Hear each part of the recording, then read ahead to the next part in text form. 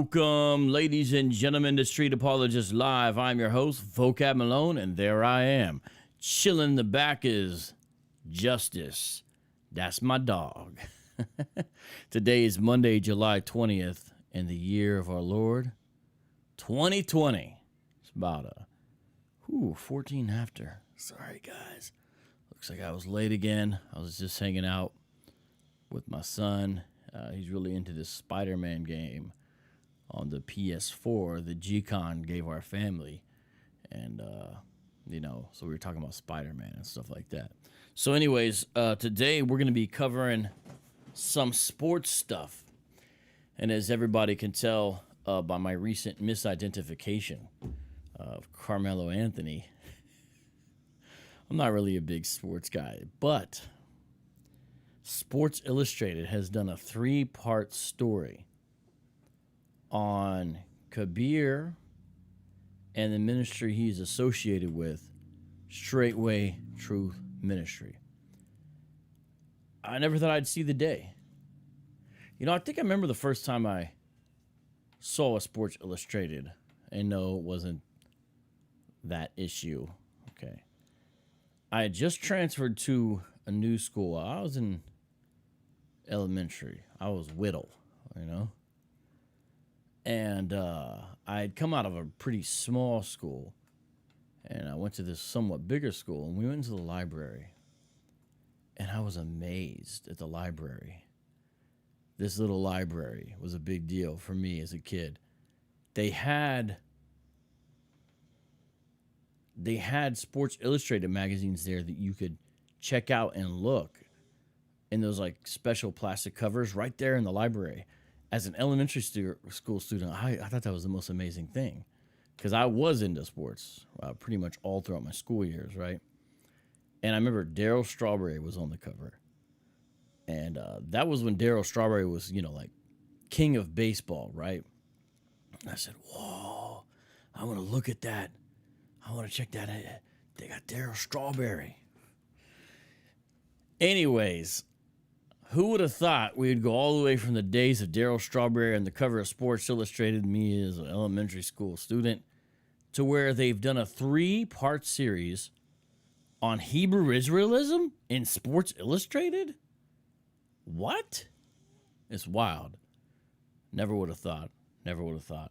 Well, it happened. So we're going to look at this article, these 3 articles. I'm going to read a lot to you, and we're going to comment on it and learn. And then, you hear the dog in the background. He's snoring pretty loud. Sorry, guys.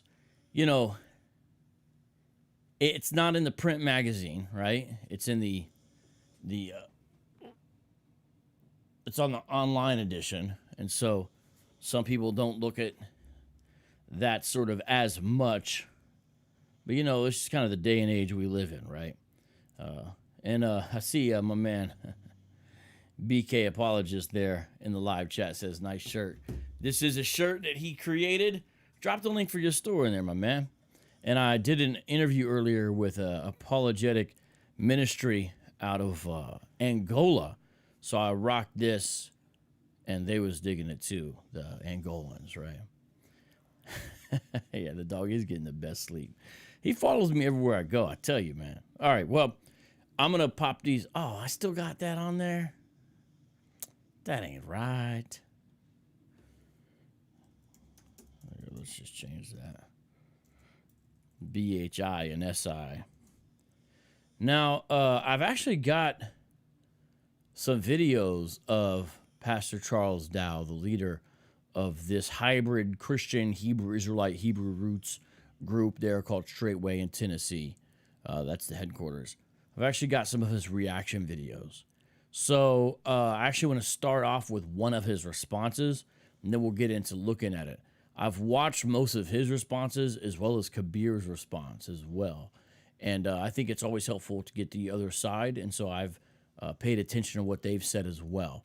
So I'm going to play a brief one for you here right now. I think this is a 5-minute one. All right, good morning. That's from our last show where people were shocked to find out that Dwight Howard has embraced Hebrew Israelism as well. But that's kind of the situation we're in. So here, Dowell is going to be shown. This is a 5-minute video, so this is not a long video before we actually get into the article to read it. Dowell's going to be shown walking the grounds of the campus there, of his facility or organization, whatever you want to call it, there in Tennessee. All right. And so we're going to take a look at that right now. And it's only 5 minutes long. So let's look at this. Good evening, good afternoon. Ladies and gentlemen, citizens of U2, it's Pastor Dowell. I got something I want to discuss here this morning, especially considering everything that is going on in the world that we live in today. I would like to call this the hour of truth. And the reason why I like to call this the hour of truth is because it seems like the truth that has been suppressed and then pressed down all these years is rising up to the light. And a lot of people, especially powerful people in powerful places, news media, movie industry owners, they don't want this truth even to be looked at, to even be entertained. Well, we have a couple of retired professional football players in the ministries, and they're wonderful brethren. And they're learning what it means to endure indignities and insults for just keeping the commandments. And so we live in a world today where people find it very easy for themselves to actually say their opinion, have their say, whatever they want to say, and to not have it scrutinized, to not actually do exactly what the law says, which is if you're going to accuse somebody of something or anything, then bring your accuser face to face.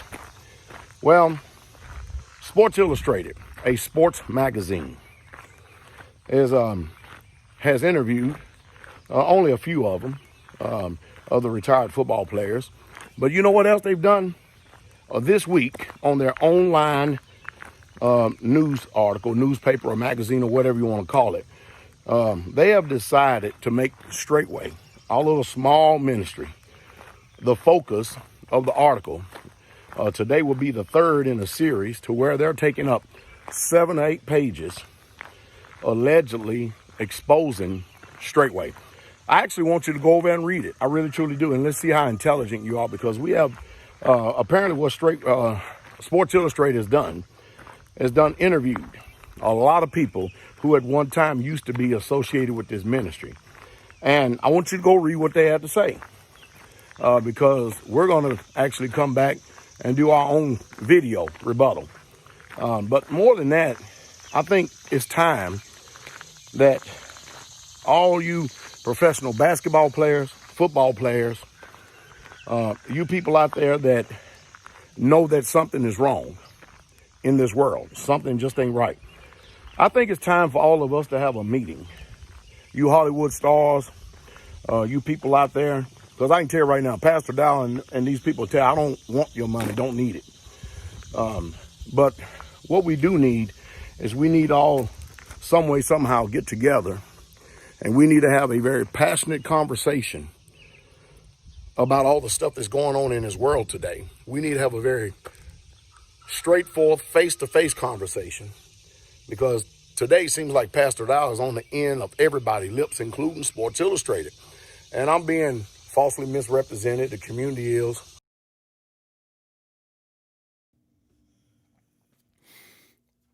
I understand, if you've got a massive story in which you're featured prominently, you feel like the spotlight is on you at that time. But, these articles you're going to see, they're about Kabir. That's the focus. That's the entry point for the articles. Because Kabir had an exceptional career at Green Bay.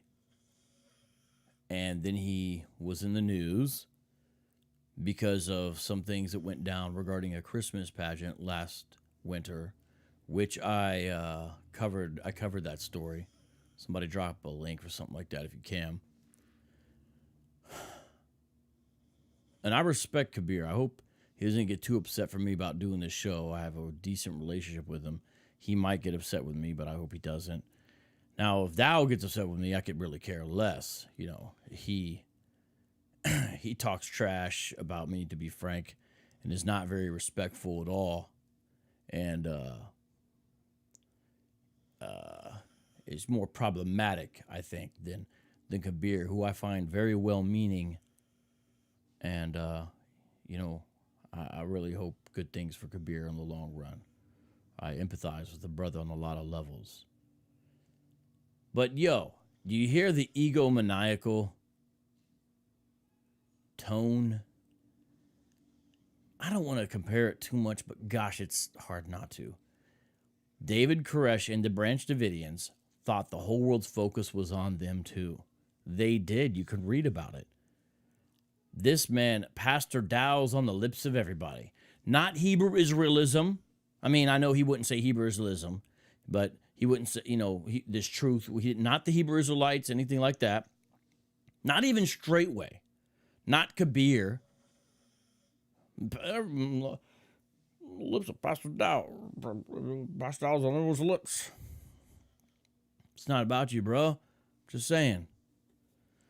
I hope you've been taking in the scenery of this place there in Tennessee. It's fascinating, right? All right, let me go on here. We got like a little bit, a minute and a half left of this video.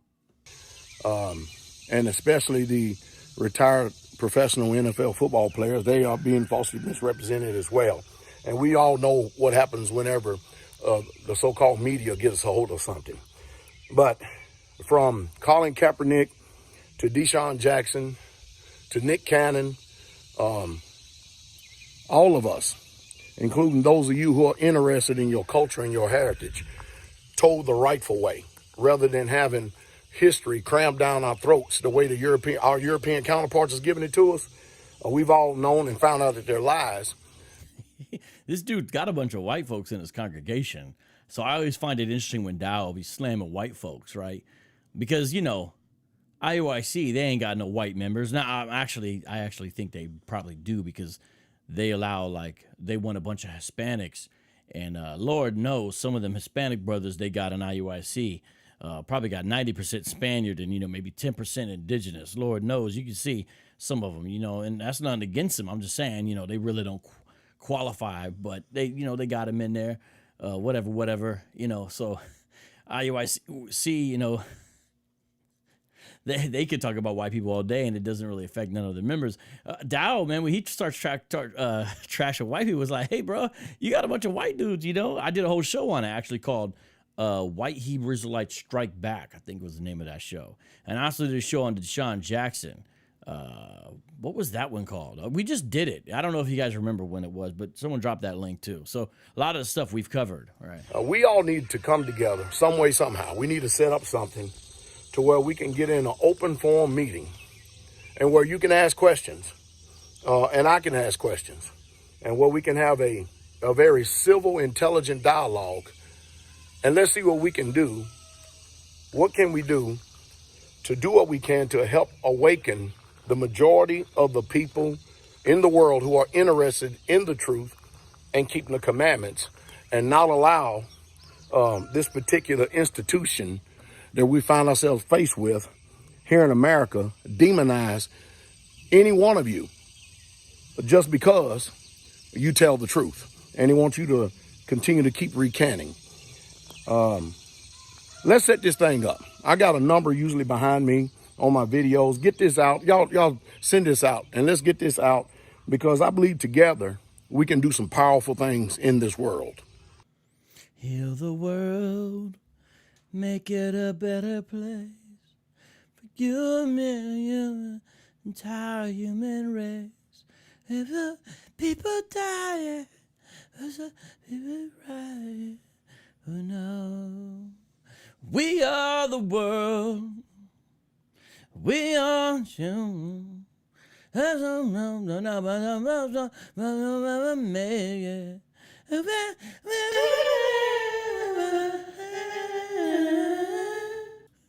Didn't Dowell strike a little bit of MJ right there just for a second, you know?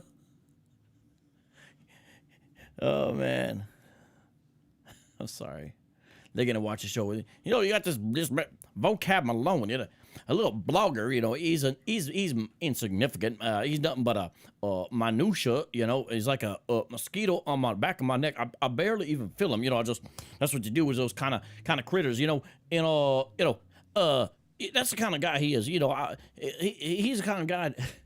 That's how he talks.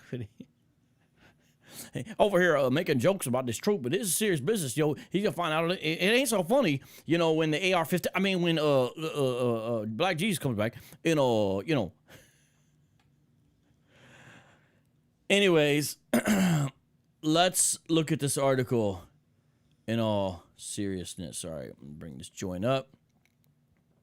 We're gonna look at Pastor Dowell. Well, no, we're not. We're gonna look at the article about Kabir and find out. Now look, is Sports Illustrated a friend of Christianity? No, they are not. Does Sports Illustrated have any moral authority? No, they do not. However, did the reporter who covered this particular story do a pretty in-depth, darn good job? Yes, she did. And you'll see why in a second here. So let's get into this. Shout out to Nefertiti. Hey, the reason I tagged you today, by the way, sis, is because I was telling the folks I was talking to in Angola to subscribe to your stuff. So that's what's up with that. All right, so here we go, and I'm bringing this up. Share the screen, share the screen, share the screen, share the screen, share the screen. And now I need to fix the camera, fix the camera, fix the camera. We are on Sports Illustrated. And let's take a look at this. Fascinating time to be alive, ladies and gentlemen. Chapter, how'd I get to chapter 2? Let's take a scan through chapter 1 first, okay? Let's take a scan through chapter 1. Could you shut all this extra stuff down, SI? All right. You guys could see it good. Do I need to make it a little bigger here? This is super long. You print this joint out, you're talking 20 plus pages, right? So we're going to look at it all. No, we are not. But let me move myself over here real quick. All right. And let's change the shape here. All right, we are all set to go now to take a look at this. All right. Boom, boom, boom, and might change the shape one more time for maximum effect. Whatever, I'll just leave it like that for now. It's cool. Okay. Pray for Kabir, chapter 1. The school play and the Minister of Defense and the fall of a hero. Over 2 decades, Kabir Biamila, a black man who was raised Muslim in Los Angeles, found his place in the predominantly white and overwhelmingly Christian suburbs of Wisconsin. In the first installment of our serial long-form series, we delve into the former Packer star's theological evolution, his discovery of a new religious movement, his transformation from revered to feared, and why he feels he and his ministry are misunderstood. I mean, as far as synopsises go of this, that's a pretty decent synopsis. Yeah, Nefertiti, I got a BK shirt on. You better believe it. That's right. All right, so we're not trying to read the whole story here, but let me just tell you what's popping. These 2 young men went to a play that Kabir's children were going to be in for Christmas. He did not approve because it was Christmas, and as everybody knows, Christmas is of the devil because the devil loves to celebrate the incarnation of Christ. And what happened is, they were like, hey, these dudes are unfamiliar. We think they're down with Kabir, and those folks not really feeling it, worried about stuff because, they'd be packing. So they got cops called on them, and then because they asked them to move first, but they didn't want to move, and so cops call, and they got a transcript here, the 911 call. You know, what's your emergency? Blah blah blah blah blah blah blah blah. It's kind of look. The pastor says, "Hey, look what the pastor says." This he says this. These are two of his followers. I don't know. So check this out. This is not Jung. That's a pastor there. First 911 call of the day. He called earlier to forewarn police about his exact situation. He'd had a volatile conversation with Kabir. I always mess this up, and I don't like messing this up. I don't want to mess it up. Kabir Biamila, the former Packers star and divorced father of 3 Providence students who will perform tonight, the one who hasn't seen his kids in nearly 2 years but still doesn't want them to be part of a Christmas program. You don't need to worry about me, he said. Black people don't shoot up schools, white people do. Ho! Throwing shade. So, it was there, and here's the situation. He talks about his NFL career, because this is when it really, got into the, limelight, right? And so now Father Jim, so he's a Catholic guy who knew Kabir, speaks about him because he was the Packers Catholic chaplain for over a decade, right? And so they had this discussion here and relays the conversation. And look, man, Kabir was on fire for the Lord. Look at this. Hey, shout out to Daniel Mem in the house. You know what you get here? Let me see if I can find it here. Here's what you get. Thank you, bro, for the super chat. I think you're the first one of the day. All right, shout out to you guys. Take care of him. Pastor Dowell is in the live chat. He says, "Here I am, false witness. Man, you ain't nothing but a slander. Envy is killing you." Pastor Dowell, I appreciate you coming on. Hold on, before you leave, would you like to come on? If you want to come on, I'll give you my Skype. Pastor Dowell. I'm just reading this article. I'm not really doing nothing wrong. I always try to be objective and fair-minded. You said, bye, devil. You said you're leaving. But listen, you're here. I don't have to read this story right now if you don't want me to. I'll talk to you instead if you'd like to come on, Pastor Dowell. He said, okay. So let's put his comments on the screen. Okay. Here I am. False witness. Here I am, false witness. So that's my name, I guess. Man, you ain't nothing but a slander. Envy is killing you. And then he says, bye, devil. So I get the bye, devil treatment. Then I offered for him to come on, and he said, hell to the no, a.k.a. hell no. So I guess I'll take that as a no, or I could take it as a hell no. Well, Pastor Dowell, listen, anytime you would want to come on and do something, I'd be very willing to speak with you. I know you always want people to get the other side of the story. I respect that and understand that. I'm willing to give you that other side of the story if you would come on, right? If not, maybe I could come on your platform and you could tell me there instead if you are worried I wouldn't be fair. Sometimes there's home field advantage and sometimes you play an away team, right? So if you don't want to play the away team ever, even though, competition that happens, I'd come on and we could talk over there if you were up for that. But it looks like right now you're performing the Barry Sanders, since we're on football here, and you're cutting through, cutting out, and you are gone to the 20 to the 10. Dowell is gone.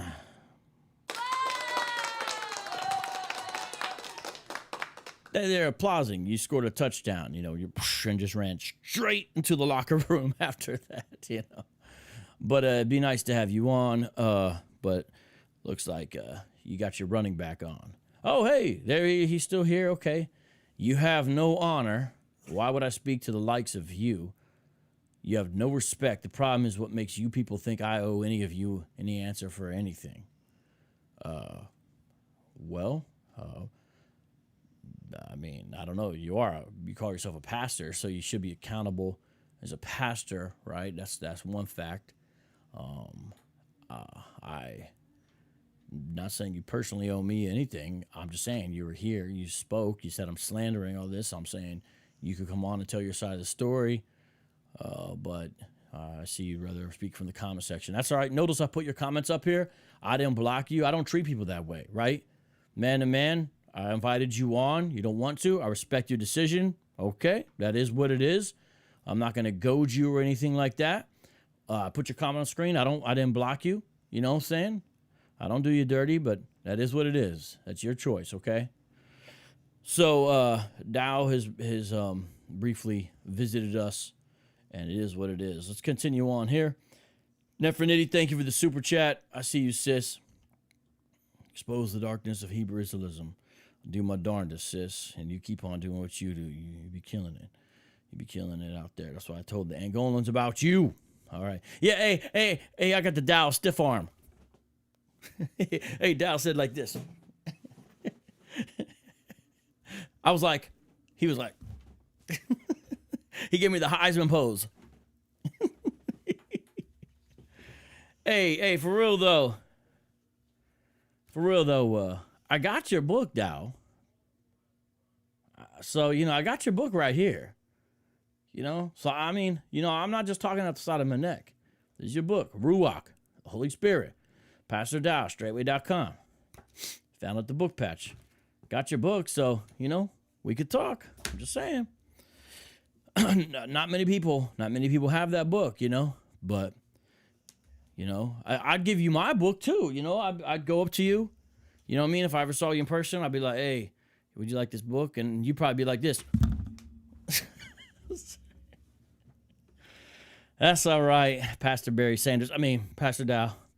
All right, so going on here discussing a little bit more about KGB and just speaking about like how he was on fire. Oh, I meant to read that comment. I got a little distracted.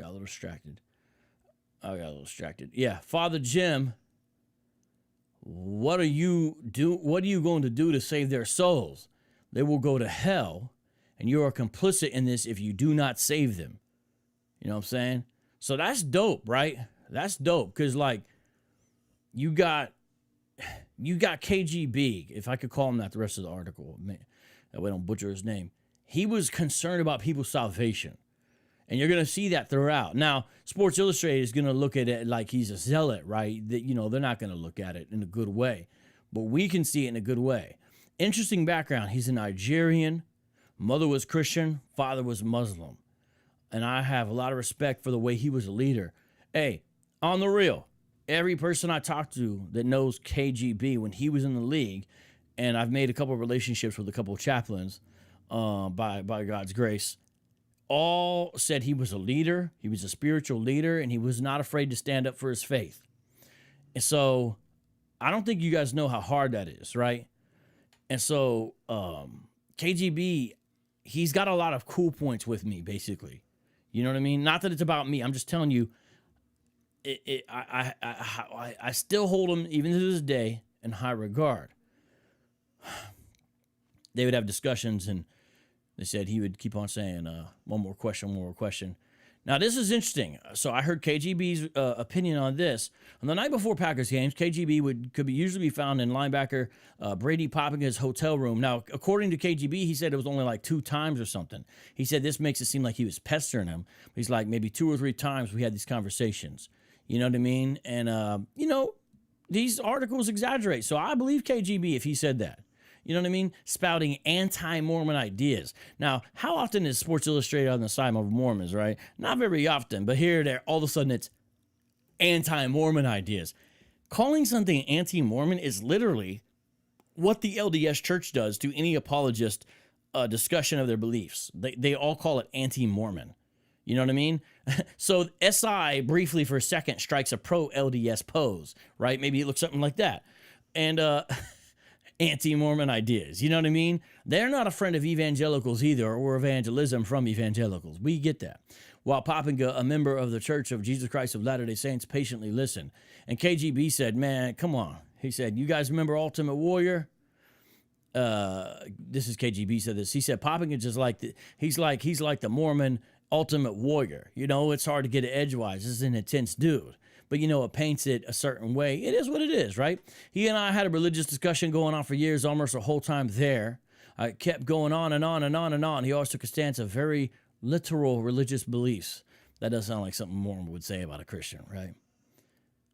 Now, he was he was a little extreme, I guess. Fellow Christian teammates weren't spared from judgment. KGB didn't drink or do drugs or even swear. Again, what's weird about that is KGB be swearing now. And look, I have a lax libertarian view of swearing to an extent. But I find it fascinating. He wouldn't swear, but now because Dowell and those guys, they're all about swearing. It's part of their masculine expression over there. Straitway, they be cursing up storms, right? Now KGB does swear. It's just kind of funny, you know. Join Straitway, start cursing. KGB and believed in the sanctity of marriage. Teammates going through divorces were an easy target. The blood is on your head, he'd say to the sinners.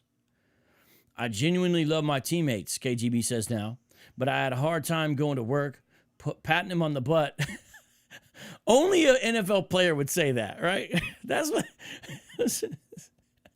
patting them on the, like, that's part of the job, right? You know, patting them on the butt, like this is a requirement. Out of all the things that an NFL player does, patting them on the butt, you know, it makes it sound like his job is patting them on the butt. I'm just making fun, you know. I have a weird sense of humor, okay? So don't get distracted by me if you don't like people being idiots like me, okay? It is what it is, right? And not telling them what I believe to be the truth. I knew they made jokes about that. It was, oh, Kabir's got you. Every time I talked to somebody in the locker room, I would get clowned. Some guys talked about the girls they slept with or the club they went to. I just wanted to talk about Jesus. That was my love, Jesus. Listen to this guy, right? Ain't that fire? That's why it's so sad what happened. Shout out to Mr. Phil Fox for the super chat. Brother. Thank you. Yeah, I guess we did summon them, right?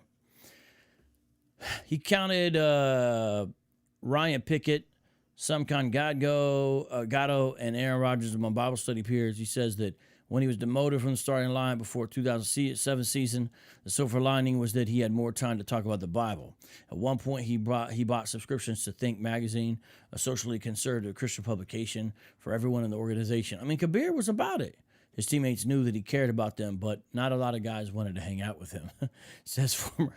That's kind of funny in a way, right? Says former Packers running back and Green, a longtime friend of KGB's who remains close to him. He was so in love with Christianity, but what he was so unaware of is that you can't force guys to want to love Christianity as much as you do.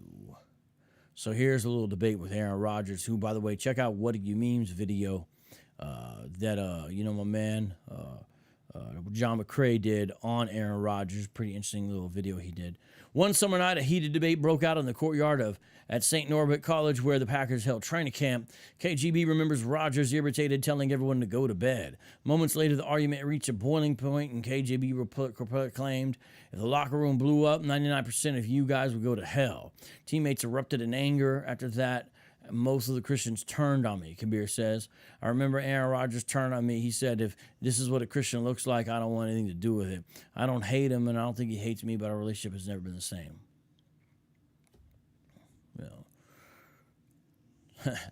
Aaron Rodgers tells everyone to go to bed. What is it? The quarterbacks boss around everybody off the field, too?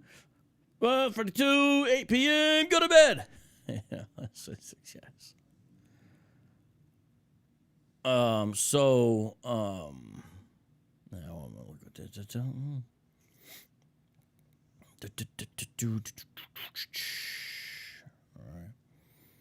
All right. So this is interesting right here. Check this out. Here's where it all began. Here is where it all began. Conversion by algorithm. Hey, Brother Daniel Muir. According to the article, you're an expert, so I'm waiting to hear what you have to say about me, considering you've never met me. Where's the honor? Brother Daniel Muir, for those who do not know, is a very significant member of Straitway as well, and a friend of Kabir, played for the Colts. And Brother Daniel Muir, I appreciate you stopping by. Brother Daniel Muir, I might have a different kind of sense of humor, but I hope you can tell, I'm just reading through the article. I'm not about bad-mouthing somebody. I've mentioned a number of times, SI is not the gospel, right? I try to take an even-handed things to this. Even not everybody appreciates my approach. I get that. I understand you're a serious man. I respect what you've done in your career, Brother Daniel. But at the same time, I do have problems with Straitway's doctrine. I don't have a problem with masculinity. Dowell seems to think everybody who is against their doctrine must be feminized. I'm not a big man or anything like that. I could not have succeeded in NFL, but I'm a complementarian. That means something, right? I've taken heat for that. I'm not an egalitarian, all right? So I'm okay with those aspects of reality. And I'll be willing to talk to you as well, Brother Daniel, if you would ever want to come on. I'll treat you with respect, but we would also have to have a discussion about some things that are important, that are differences here, okay? So I don't see what I'm doing dishonorable here. It is true we've never met.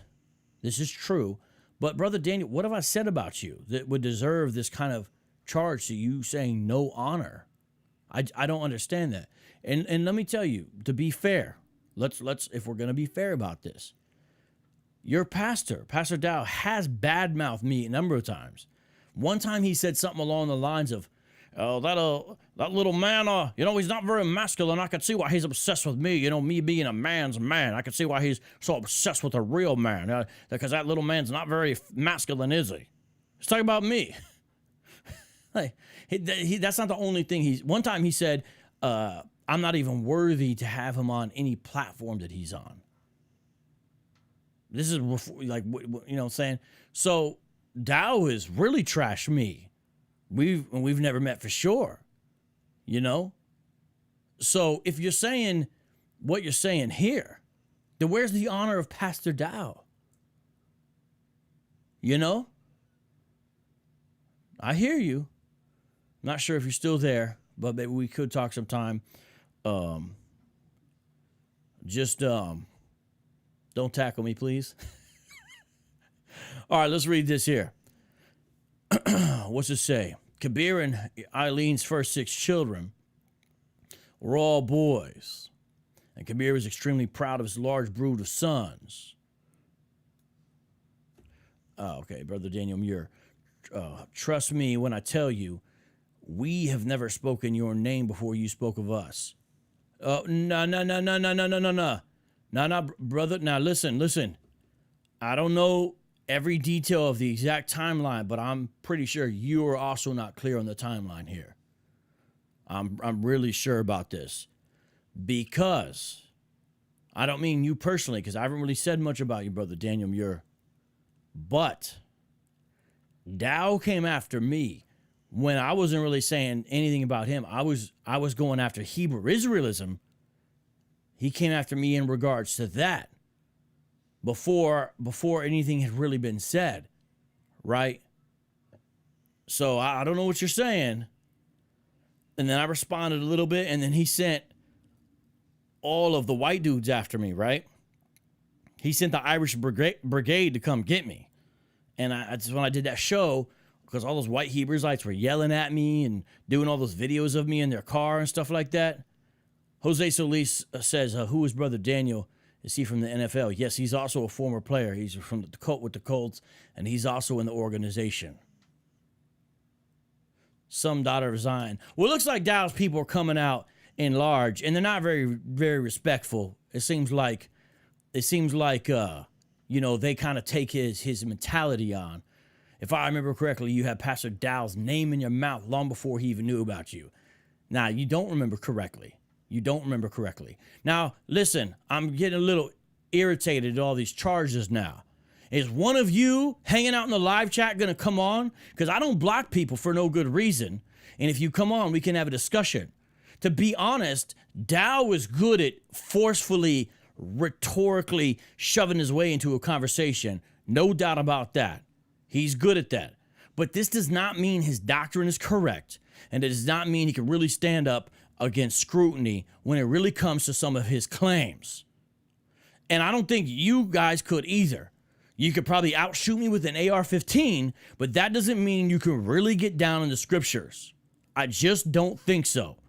And so you guys can say all this, but I do this as honorable as I can, trying to have fun while I do it. You guys don't like it, but listen, you out there talking trash about all kinds of people. Dowell cannot stop dissing the Christian church. You guys cannot stop dissing us. All you do is badmouth us and say a bunch of stereotypes when most of you don't even know what we believe.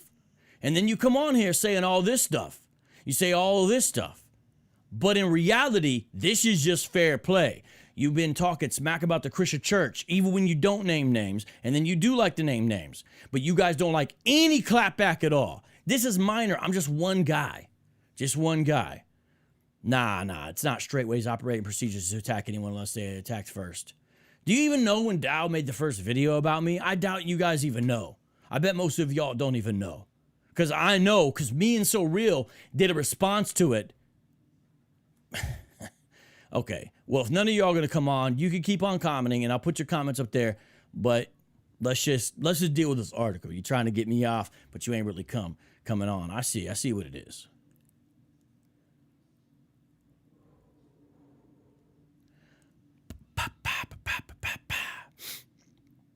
All right.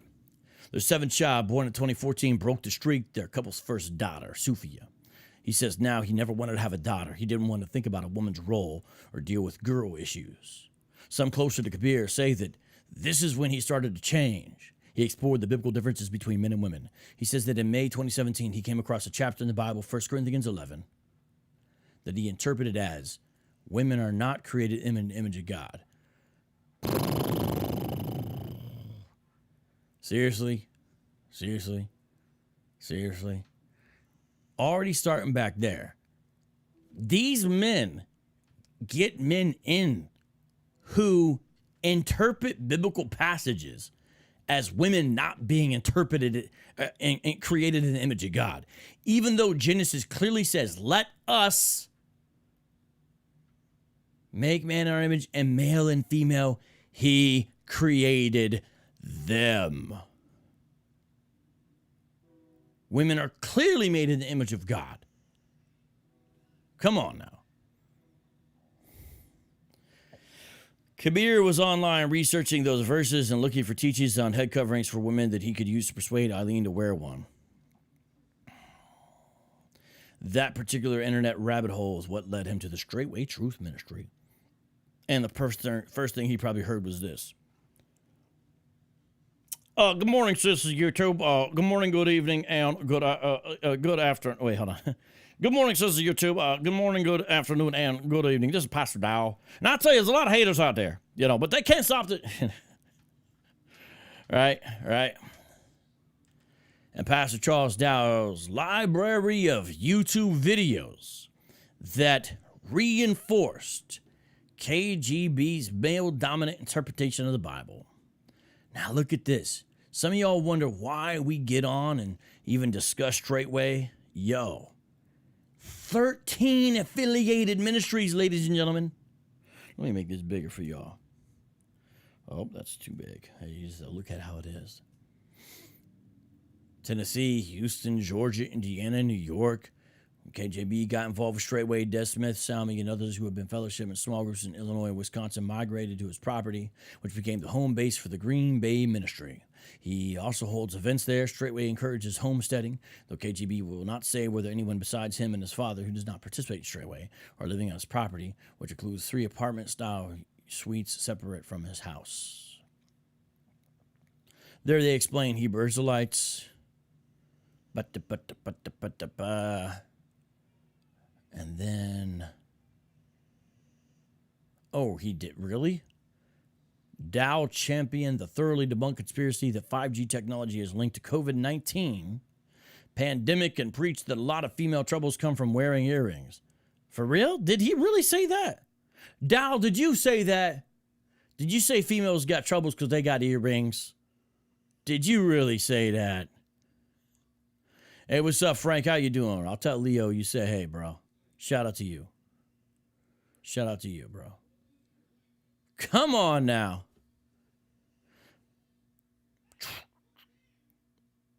All right. Talk just about how he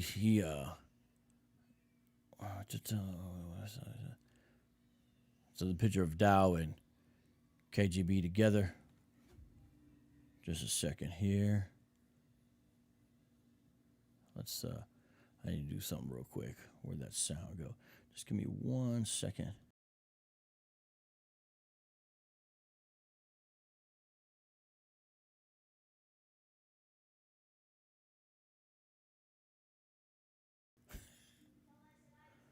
I will shut my door and then... All right, cool. All right, KGB watched one video of Dowell after another, getting hooked on the pastor's uncomfortable truths. KGB says on his YouTube channel that he really started taking Dowell seriously when he heard him preach about polygyny, the practice of men having multiple wives. Dowell has one legal wife, though on YouTube, the Pastor Dowell account left a comment saying he has 3 ishas, the Hebrew word for woman or wife. Oh boy. Hey, Marilyn Murphy, thank you for the super chat. Much love to you. So you see that? Whoo! It wasn't necessarily because KGB wanted to have multiple wives for himself, but because Dowell wasn't afraid to preach that controversial idea. So then it talks about how things started falling apart kind of in the marriage because of these new beliefs, right? And then, he wanted to go visit Tennessee, and it looks like he does. And then they kind of backtrack here a little bit and talk about Reggie White, because with Reggie White, he got into Hebrew roots at the end of his life, and he of course was for Green Bay. Again, Reggie White, man, a lot of respect for Reggie White as well. A lot of people don't know this about Reggie White, but he took some of his money and actually began a Christian rap label for a little bit called Big Dog Records, if I'm not mistaken. And he had a guy on there that I liked at the time named Mike E., a Christian hip-hop artist from Detroit. And so he pumped out some of that. And I think Mike E. even had vinyl. So, shout out to Reggie White for making some Christian hip-hop vinyl happen, right? And so I'm not going to go through all this because it really veers off into the Reggie White thing. You know what I mean?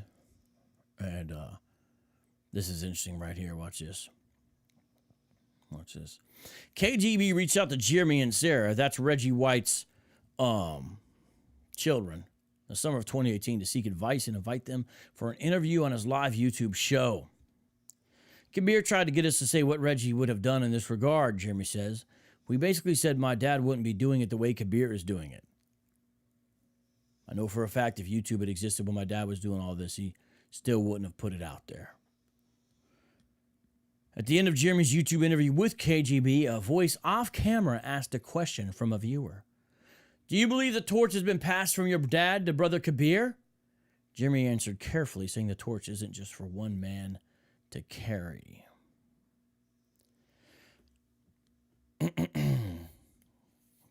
Look at some of the titles on Kabir's videos. How to Convince Your Wife to Obey You, Christianity #1 Hate Group, and Greedy Witch. Now look, honestly, people, how are you going to do this? Christianity #1 Hate Group? That's what I'm saying. Y'all hit hard. And in a second somebody comes back, just a little bit. It's like y'all are out there playing full body tackle, right? You know what I'm saying? And then we're like, hey, we're going to do 2-hand touch back at you. We're going to play flag football, take the flag off. You guys are like, what? You took my flag. How could you do that? I'm coming after you now. You took my flag. You know what I mean? That's like what's going on with Christian apologetics and a lot of these Hebrew Israelites. And I mean, Kabir, whom I said I respect, but look at this, talking about Christianity, #1 Hate Group, and Greedy Witch, and oh my goodness. This is a very, very interesting quote. I'm not going to read it, but you need to read this article, is all I'm trying to say. All right, you need to read this article. Just cannot read every line because we really, really need to get to part 2. Part 2 is probably the most important part, right? I think it is. All right. Now, this is a little weird. So Kabir had this beef with a dude named Fred. Then he calls Fred the devil. So look what he says here. According to the restraining order petition, Kabir referred to Fred as the devil and filmed the first video while standing inside Initiative 1's parking lot behind the gate that controls access to the lot. After another text from Fred to stop all the contact with Initiative 1's property, Kabir posted the second video attacking the Johnsons. Little Freddie, You can use all your scare tactics, he said, according to the petition. It doesn't work on someone who doesn't have anything to lose. KGB pointed his finger and stared into the camera. This is a warning. He said, I am coming. Yo, Kabir, bro, like, you got to understand, you're like, what are you, 6'5", 250 pounds? When you go around talking like this to people, you know what I mean? I'm trying to see your side here, but yo, man, if you really, going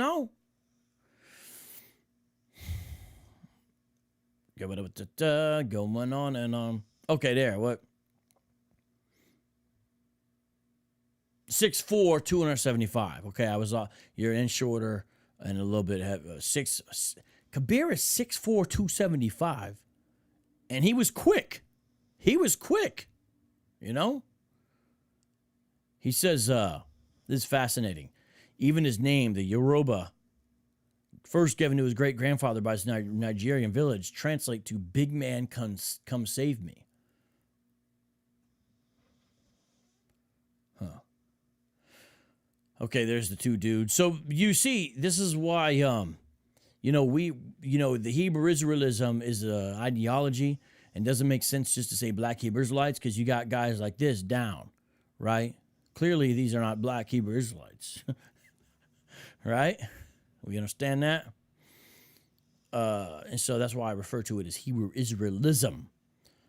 Going on and talks about the particular thing. And it's a little weird. It gets into some strange sovereign citizen stuff here.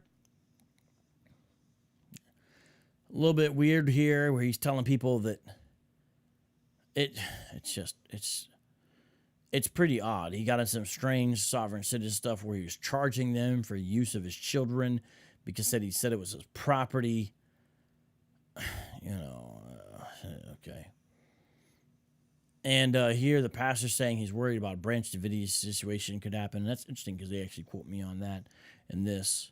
So they're talking about the next article. Are you guys ready? Let's go to the next article. All right. So notice they've got all right, yeah. Let's see here. Okay, so any other who else is on here in the live chat? Who else is on here?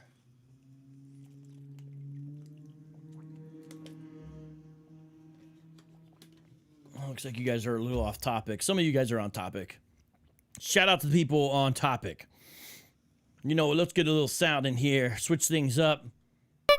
Oops, that's the wrong horn. Let me switch it again here. Here we go. Okay, second chapter. Now they're really going to get into Dowell and the related ministry, as it would be called. All right. Not gonna. Here's the artwork here. Fascinating artwork here that they've got. Don't you think? Hold up. All right. Just getting into okay. Now,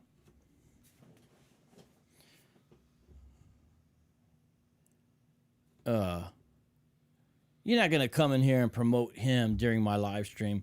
Let's block or put her in timeout. Delete that comment from some daughter of Zion, please. D-New, Nate, I see you. Warrior Woman, jump on some daughter of Zion. She wasn't very cool. Now she's coming here promoting Pastor Dowell's live stream. This is not cool. Like, talk about no honor.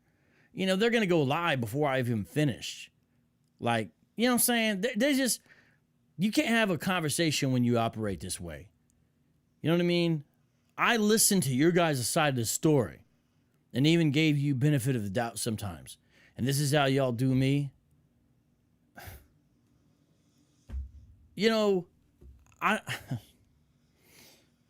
It's a story in Sports Illustrated about what's going on with y'all. You don't think I'm going to read this? But y'all just... It's disappointing because it doesn't have to be like this. It doesn't have to be like this, You guys just make it like this. Like, it doesn't have to be like this because it's like you don't understand people can match your energy. And if you was laid back, it could be cool, man. You know, it's just tough, man. It's just tough.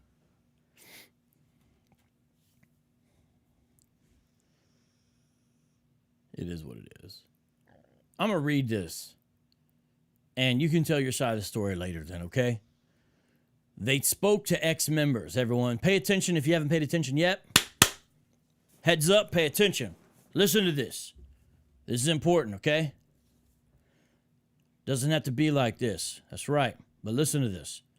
The younger sister, who we'll refer to as Esther, a pseudonym in order to protect her and her family's identity, says she and her older sister were sexually abused at Straitway, and by the same man. It was her mom's husband. Not Esther or her sister's biological father, but the man that her mom was set up with when she moved to Straitway. The older sister declined an interview request, citing a reluctance to discuss the trauma of her childhood. SI is withholding the identity of the husband in order to protect the women's identities. Listen to this. Listen, everybody. Pay attention. Esther lived at Straitway in Tennessee from the early 2000s until 2015. The abuse started when she was just 11 years old, and it went on for over a year. Esther's mom, Ruth, also a pseudonym, noticed that her husband paid an unusual amount of attention to Esther's older sister. She says he'd spend long hours on his computer every night, editing then printing photos of her two older daughters. Ruth didn't know what was going on, but she knew something wasn't right. When he checked on the kids in the middle of the night, he'd be gone for unusually long periods of time. Ruth started asking her oldest daughter to please tell her if her dad was touching her. She denied it until she found out Esther was going through the same thing. Esther says she remembers waking up to the man touching her in the middle of the night. Ruth says her older daughter didn't share many details except to say that she would wake up to her dad shining a flashlight toward her legs. He'd tell her that he was looking at the bruises on her legs because he was worried about her. She also told Ruth that their brother would sleep in the sisters' shared bedroom whenever he could to protect them. As soon as her daughters confirmed her suspicions, Ruth went to Charles Dowell, the pastor in charge of the ministry. She never considered the police an option. Straightway, that betrayal would damn you to hell for sure. Ruth now purposely avoids speaking Dowell's name because she never wants to hear it again. Instead, refers to him as the leader. Back then, she saw Dowell as a father figure. He was her protector, adds Esther. Dowell is God and government there. Despite posting multiple YouTube videos acknowledging SI was reporting a story on his ministry, Dowell did not respond to requests for comment made via phone through intermediaries at the Lafayette, Tennessee compound and through Kabir, Biamila, and via email. The email included a list of the accusation detailed in the series. Now, look, I can vouch for a lot of this. I know because I spoke to the reporter. She contacted me and she spoke to me, and I can vouch that this is there's truth to this. She was really trying to get them. They weren't trying to, get down with it, right? KGB, who didn't join the ministry until years later, says there is zero tolerance for violence against women in Straitway, and that the ministry has ways to guarantee that an abuser will not make the same mistake twice. What the heck is that? What does that mean? Would we be castrating people over here? What's going on? Baruch says Dowell did little to punish her daughter's abuser. Her husband, who had been very close to Dowell, lost some of his responsibilities and therefore his reputation suffered, though she was not allowed to tell anyone why. Dowell and the sisters sleep on cots in his home office for a few weeks. So he could keep a close eye on them. Well, it could have been worse. At least it sounds like they did something, right?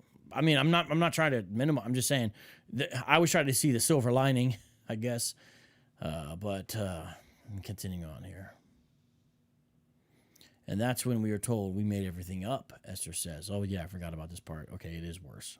Okay, forget what I just said.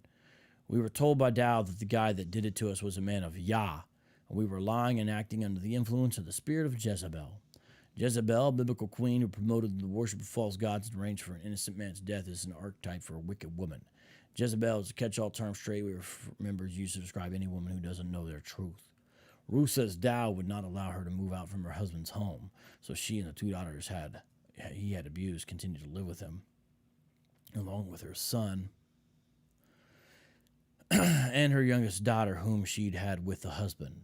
Ruth couldn't sleep at night, constantly woke up to check on her husband's whereabouts. Esther says she tried to hang herself off her top bunk several times, using hay that she pulled from the hay bales and then braided together. Each time the twine broke. Once, she says, her sister walked in on her. They cried together, deciding right then they had to leave. Around the time her daughters were becoming young women, Dowell introduced polygyny, when a man takes multiple wives, which Ruth didn't agree with. And men in the community were starting to size her girls up as prospects for marriage. Ruth remembers a conversation with Dowell about her daughter's future when she told him she didn't want her daughters sold off as brides to men in the community. She wanted them to fall in love. She says he told her, well, they can always be concubines. Ruth was stunned, and that reality convinced her they needed to leave. Ruth arranged for her oldest daughter to leave first. Along with her health problems, Ruth believes her daughter's beauty had made her a target of mistreatment by other women in the community with the help of Ruth's mother. Esther remembers that a few days later, a family friend picked up Esther, her mom, and a younger sister at dusk while the rest of the community was occupied in an evening Bible study. They'd already packed to be ready and frantically loaded boxes into the U-Haul. Ruth's son decided to stay behind. As a female there, you don't matter, Esther says. I grew up learning to hate myself and learning how to basically be a man's bee, but men are taught they are Yah's gift to earth. All right, so now they switch over to talking about Dowell. All right, now it's going to get interesting here.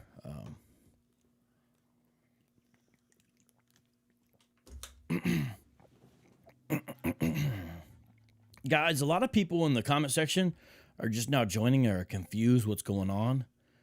Could some of you who've been with me since the beginning of the show, could some of you please fill them in on what's going on?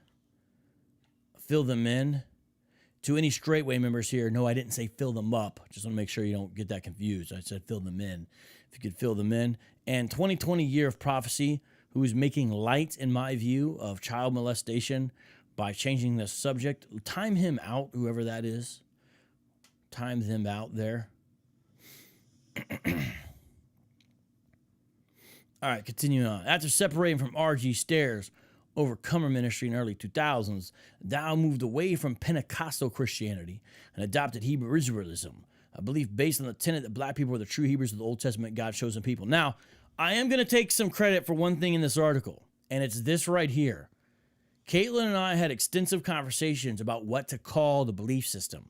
She, at one point, was leaning towards Black Israelism, because Black Israelism is what Jacob Dorman, who is a scholar at an academic level, this is what he calls the belief system. I understand why Dorman utilizes that term, but I explained to Caitlin why Hebrew Israelism was a better term to use, and especially in regards to this story. So, you know, whether you guys like it or not, what it is, I take some credit towards influencing her to use Hebrew Israelism there, okay? Whether you like that or not is a different question there, okay? So we're going to skip through a little bit of this here. There's Dowell, you guys know him. And you got a guitar here, 2 guitars, Bible, and that's not a squirt gun, ladies and gentlemen. Okay. Dowell also added ideas often associated with survivalism and sovereign citizenry. I believe that they are not answerable to government or the law. And some popular debunked conspiracy theories like the flat earth. Wait. Yo. Hey. Are you guys flat earthers over there? I didn't know about that. Kimberly York, don't start going there or I'll time you out. We're not going to go there today. Kimberly, I'm sorry. Because that's a distraction. Are you guys flat earthers? Somebody needs to tell them to read Danny Faulkner's book, Falling Flat. Just came out in 2019. That's a good book to read on this. Man, oh man. I didn't know you guys were flat earthers. And the more recent 5G coronavirus theories, Straitway followers are preppers. They are instructed to sell off unnecessary possessions and pool their money and assets with other followers to escape the wicked beast system of debt slavery. Hey, that ain't a bad idea. I'm not hating on that. And prepare themselves for the end time. Phoebe, a pseudonym to protect her identity, who along with her husband followed Straitway for about 6 months, first came across the group while searching for videos on how to store rice in bags for long periods of time. More recently, Dowell added polygyny into the doctrine, which caused a large group of members to leave. So it's fascinating the way these dudes be adding stuff as they go on. You know what I mean? You know what I mean? Poor and Meek, do you have some kind of inside information for that comment? Help me out. Help me out if you know what's really going on. I'm not going to mention them because they're whatever.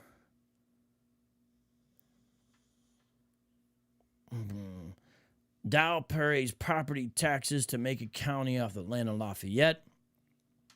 Not a registered 501c3, but the Church of Jesus Christ House of Prayer is an incorporated business.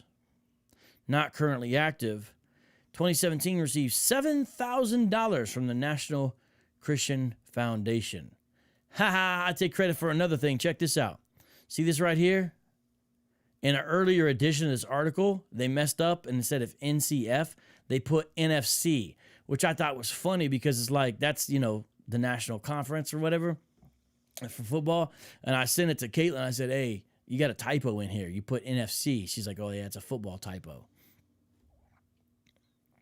Anyways, they're talking about about his multi-level marketing and his Patreon account and this and that and this and that, and people having to ask Dowell for permission to buy stuff. You guys got to read this. Now, we do need to read this part. Okay.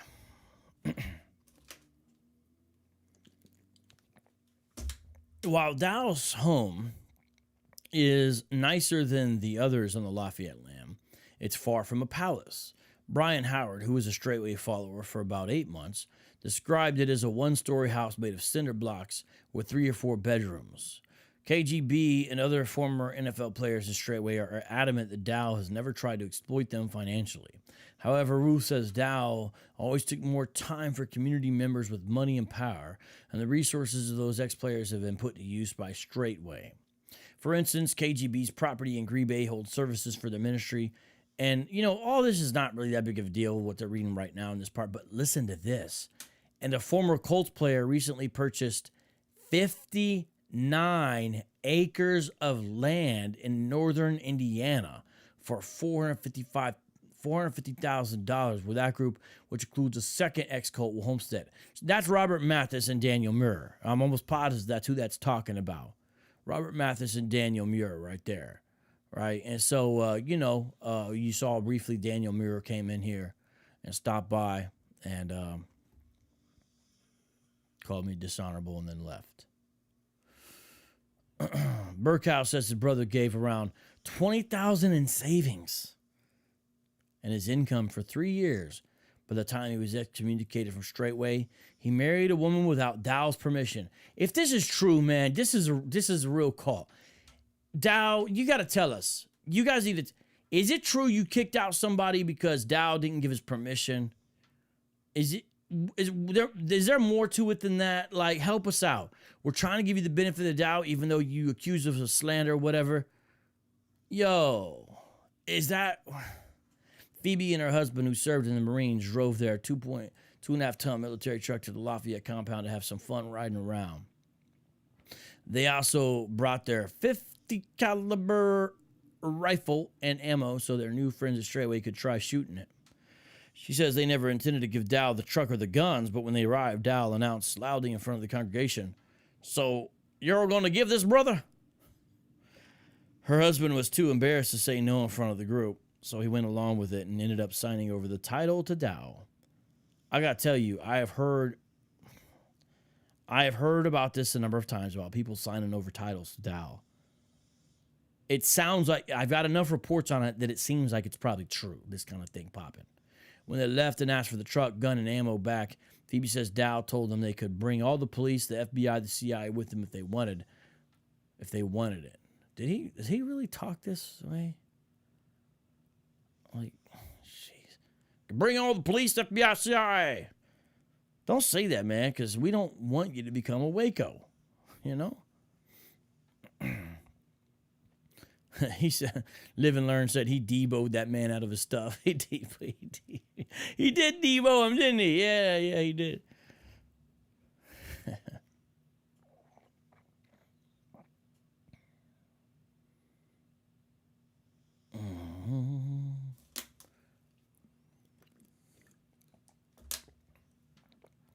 Kimberly York, I did see the video you're talking about. I did see Dowell at Ron Dalton's conference. I did. I know what you're talking about. It's pretty melodramatic. The military truck fits with Dowell's image as he frequently reminds his members and his online audience that he is a veteran of the Army's 82nd Airborne Division. So, that's true. He reminds people of his Army service just about as much as John Kerry did. Assault-style weapons are included in the background of many of his videos. When new people visit Straitway's land at Tennessee for the first time by calling ahead to the dining hall so they can be vetted before they're given the address. Now, that's fascinating. You know why? Because they think it's cool to show up at any old church with their weapons out and stuff like that, you know, bringing their weapons, and don't want to leave when they're asked, but you can't come to their property unless they vet you and give you your address. I'm just saying, y'all have it one way, and then it doesn't go the other way.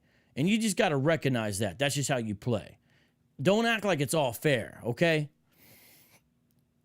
2020, you gotta chill, or I'm gonna get rid of you. Well, excuse me. Okay, excuse me. This is a lot to read, so my voice is... I might need to get some more water. The first day of training includes lessons on target shooting and knife fighting for both men and women. Dowell emphasizes on YouTube that this training is only for self-defense, but it's clear he wants everyone watching to know that Straitway followers are always packing and tactically trained. Esther says she shot her first AR-15 when she was 9 years old. She remembers shooting at human-shaped paper targets. I mean, you know. But, hey, they do talk about this. This is a fact, because I've seen it. And I've heard them say, "Oh, I learned how to take out a man with one move." Say stuff like that. I'm like, what the heck are y'all talking? What are y'all talking about, man? Like, what's up with y'all? You know what I mean? It's like, what? Yeah. It's you know. Hey, Kimberly, come on, man. Other Hebrew groups have been exposing him heavily in the last few years. He's a bad apple. Really, Kimberly? Then why did Ron Dalton give him the Hebrew Man of the Year award, huh? Kimberly, you know I love you, but don't play that game with me. They have not been exposing him. They have not been exposing him. Why do they give him an award for Hebrew Man of the Year? Kimberly, is that how you expose people in the Hebrew Israelite world? By giving them an award for Hebrew Man of the Year? Come on, Kimberly. Wake up. Come on. They've been exposing him. They've been exposing the game. Ronald Dalton gave him an award, Hebrew Man of the Year. Come on. Might as well pin. Didn't he give him some kind of trophy or pin? I mean, come on. Kimberly. Yeah, oh, that was ridiculous. Yeah, but everybody was there. Hebrew Man of the Year award. That ain't exposing him. Ain't nobody exposing him. 2020 Year of Prophecy, whose name is a false prophecy, says, "I did sit down on him as a false prophet." Yeah, that sounds a little weird, man. What do you mean you sat down on him as a false prophet? Oh, I get it. You're a false prophet and you sat down on him? Sorry. Kimberly York, I was livid at the conference. So you were there? You were there? Kimberly, you were at the conference. I'm reading these comments. Okay. Old news. Really? What was it? 2 years ago? Last year? Just, y'all are killing me, man. Oops. I keep on hitting the table. I spilled my water all over. Let me, just give me a second, guys. I'm coming back. I love y'all, but sometimes I swear y'all just, if I didn't know anything, you guys could get away with so much telling me stuff, you know? You guys could tell me so much. I'd be like, oh, really? Really? You know, I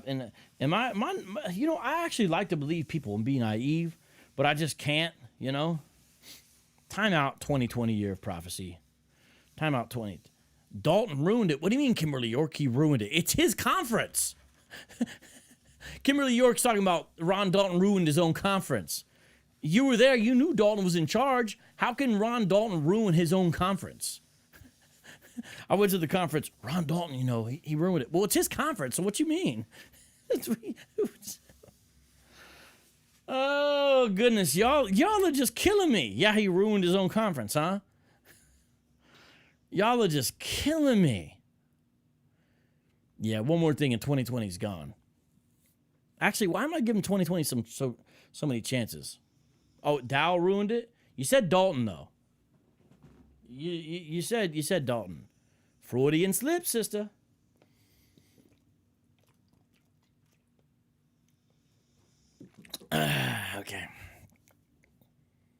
Okay.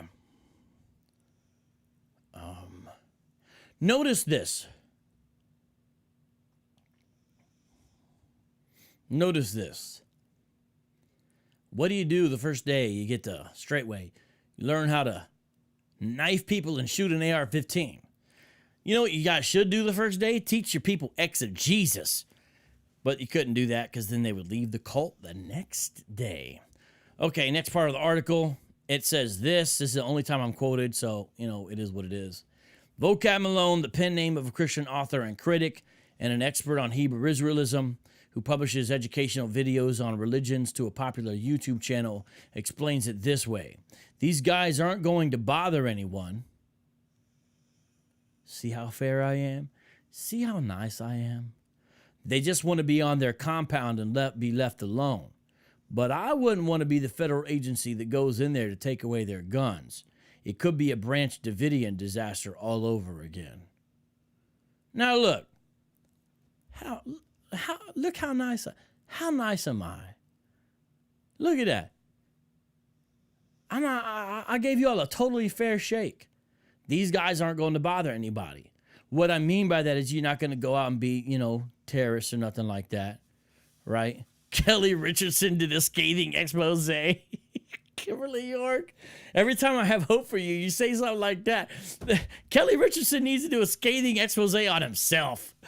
The brother over there talking about, I know it's Hebrew. Really? Can you show us Hebrew? Well, I can't really read Hebrew. So, how do you know it's Hebrew? Well, because no one else can read it either. Well, then how does anybody know? Kelly scathing expose. One where he goes, Kelly Richardson's expose videos all start out like this. Shalom, Israel. I'm like, what happened? Is this the ghost of Kelly Richardson? Did he die? Because why does he start out his videos like that? Shalom, Israel.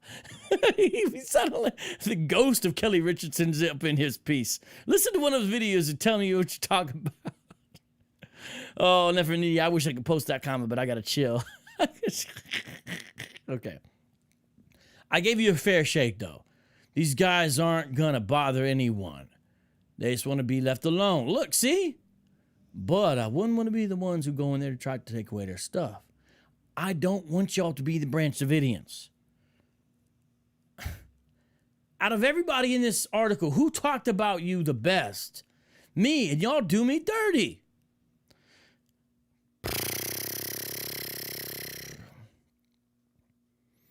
All right. It just gets pretty bad. Let's look at this. This is crazy. If this is true, man, this man needs to give an explanation to this. Look at it. Dowell controls every aspect of life on Straitway's land.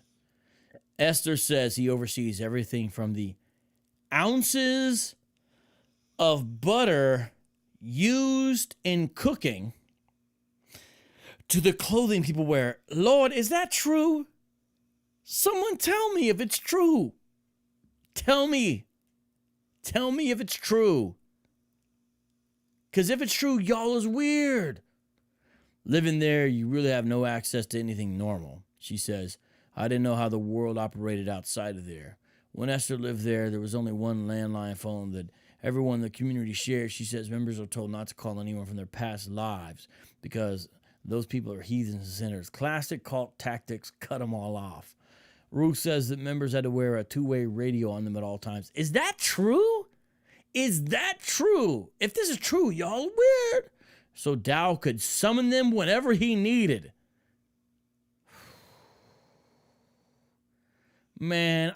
I hope some of this article is not true.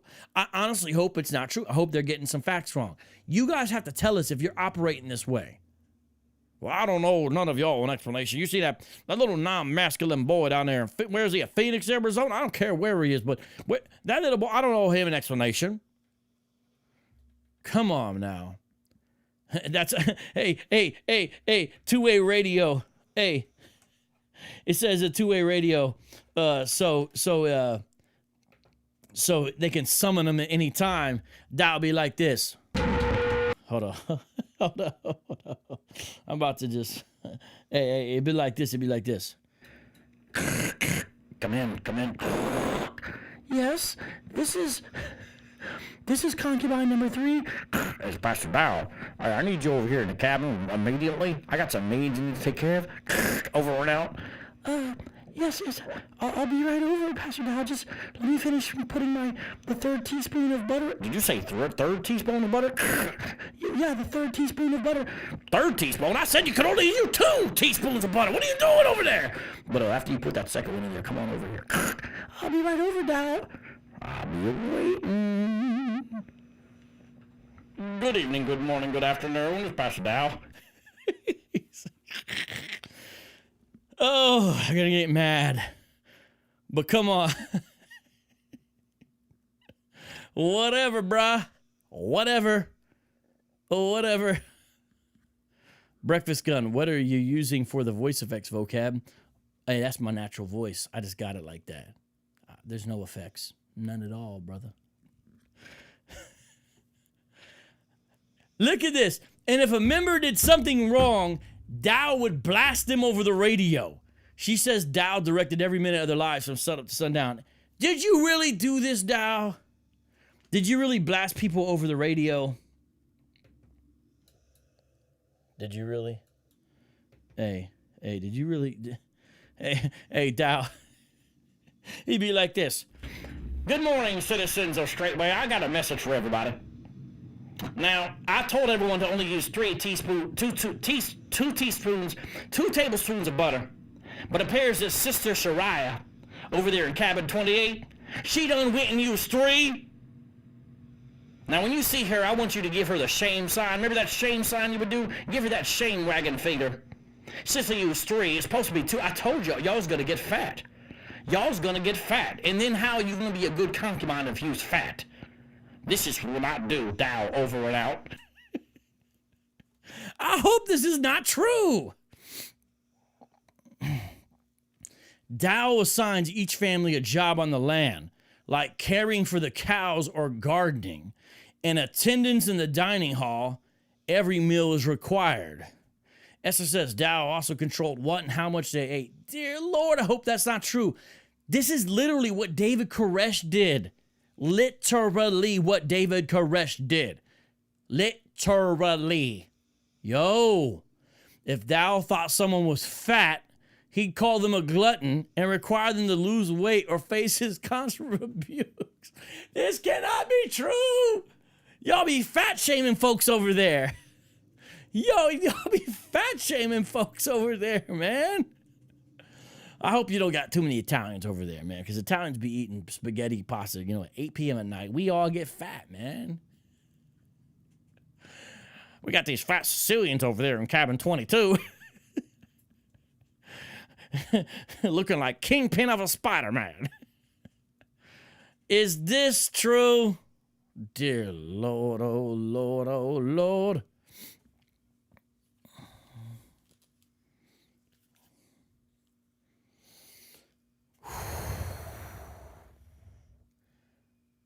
Ruth says those who earned Dowell's favor, including her own family, for a period of time, got more money and more food.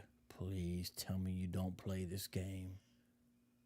When Ruth found out she was pregnant, her family moved into a nicer trailer home. But those select families were also hated by the rest of the members who were getting less. And because everyone was afraid to ask Dowell for money or things that they needed because they didn't want to be seen as a strain on the ministry. Ho! We have somebody who is claiming they are a former member and claiming this is true. Huh. Hey, Alan Brackett says it is true. It didn't begin that way. When it got bad, I left. Now, we don't have any way to verify your credentials, but if we've got a former member here saying this, how long were you in this thing? How long were you in this thing? How long were you in there? Let us know. School was a joke. Both Esther and Burkhart say a show to keep authorities from investigating. The children are all homeschooled, and when Esther left at 15 years old, she tested at a fourth grade level. Burkow, now 31, has just begun to study for his GED at the same time when his partner is studying for his PhD. Oh. He put it off for so long because he was embarrassed. Alan Brackett says, it started out wonderful, but became a cult. How long were you in there, Alan? Straitway followers have no access to proper health care because they believe Yah will heal. As a small child, Esther tripped while holding a PVC pipe. The pipe pierced the roof of her mouth when she fell on it. Oh, jeez. She remembers choking on blood and Dowell instructing her to lie flat on a table for a week while her mother prayed over her. Burkow says Dowell told the people the creek water was safe to drink, so he did, and then was extremely sick. He lost 10 pounds from vomiting and diarrhea. Maybe that was Dowell's scheme to get you skinny. Maybe he thought this Burkow guy was fat, and he was like, "Hey, Burkow was like, hey, is the water in the creek safe?" And Dowell's like, "Oh yeah, the water in the creek's safe. The water in the creek's real safe." He did it on purpose. You know what I'm saying? I'm sorry, man. It was a scheme all along, right? I fellowship with Dowell for 7 years, was on the community for 5 years. You're telling me you live there? Hey, you got to let us know what's up, if that's true. Huh. His brother dropped a cinder block on his foot and suffered for months. Ruth says she had a miscarriage from an ectopic pregnancy and nearly died because she wasn't allowed to go to a hospital, nor did she want to go because at the time she believed it was God's will. She was bedridden for several months with bleeding and pain. Phoebe remembers a woman having a miscarriage in an outhouse at 5 months pregnant. Jeez. Oh, Alan. Alan says it was straw, not. Alan says it was a straw, not a PVC pipe. So you are claiming inside information, and you're saying they exaggerated. That they said PVC pipe, but it was actually straw. Wow. Hold the line. Don't tell me what to do. I get irritated by that. Time to hold. I'm sorry. I'm glad you're here. Hold the line, but I don't like when people start telling me what to do. Stop playing. Bring them on. Nah, man. Just you get timed out. Come on now.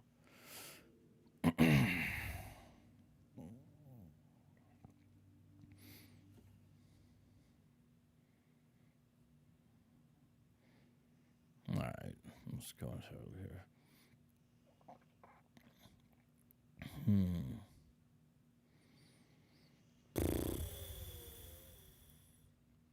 Just looking through this here.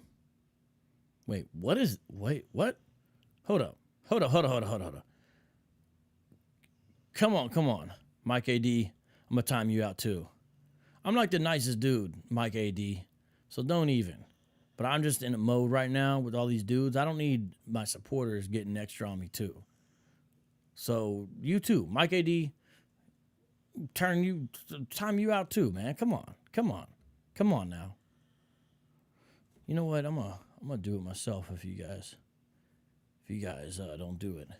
Tell him I did it. You did it because of me. Okay, let me stop distracting me. Often, the bride doesn't have a biological father in the community because the nature of the group leads to many members breaking all ties to their natural family. In KGB's case, Kabir was the one who actually filed for divorce from his first wife, Eileen, and Kabir says that he had asked for Dowell's approval to marry Bri Rainey, who was part of Straitway's Kansas City chapter. Dowell shot down several other women Kabir was interested in before he approved Bri. Is that true? Kabir, did you let him do that to you? Man, come on.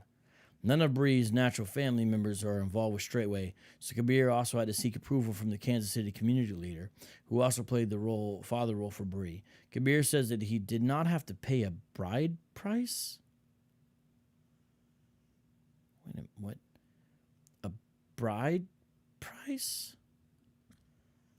Do normally people have to pay a bride price here?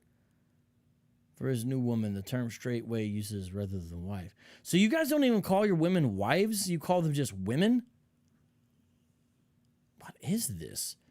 Because the bride prices are only for virgin brides? Do you guys really have people pay for virgin brides?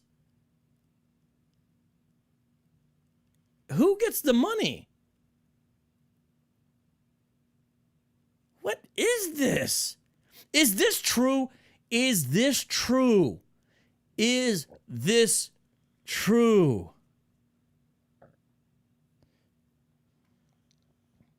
And is this true? Once you leave here, your next stop is the lake of fire. Dowell, do you really say that to your people? As if salvation is only found in Tennessee?